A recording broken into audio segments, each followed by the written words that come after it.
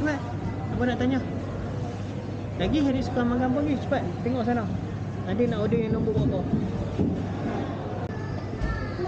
6. Parent. Best. Nak yang bawah tu. Okey, abang nak buat teka-teki. Teka-teki. Abang nak buat macam ni. Abang nak buat game satu. Kakak boleh cari dekat abang. Kalau kakak jumpa, abang bagi kat kakak. Abang bagi kat kakak aiskrim. Sekarang ni kakak cari semua dalam kawasan ni. Kan dia ada tulis nombor. Dia ada tulis nombor 11. Lepas tu ada basikal. Cepat, kalau pandai cari cepat. Adik kat mana adik?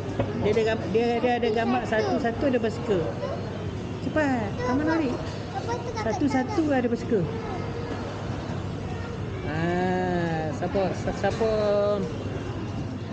Siapa yang nampak dulu? Kakak. Siapa yang nampak dulu?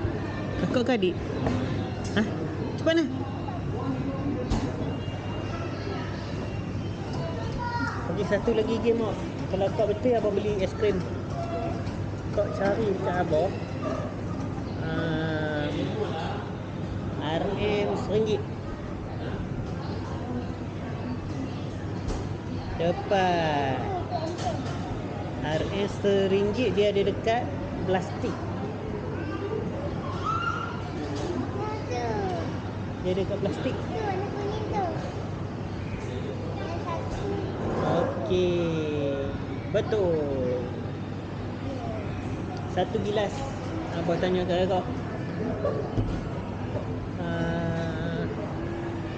Dekat mana logo halal yang paling besar sekali? Tu. Logo halal. Logo halal. Kat situ. Nah. Tu kat situ tu. Okey. Siapa menang? Kakak dapat aiskrim. Macam mana? Adik pula. Okey, adik pula. Suruh dia cari satu. Okey, adik. Adik mari sini. Adik. Nak. Adik. Cepat adik. Abang nak tanya adik satu soalan. Cepat. Kalau adik boleh jawab, abang bagi aiskrim. No. Abang bagi aiskrim. Cepat. Adik. Cepat nak. Nak boleh jawab apa bagi aiskrim? Kalau Ana boleh jawab, abang bagi aiskrim. Okey, last. Dekat mana? Nong adik tau. Dekat mana sos?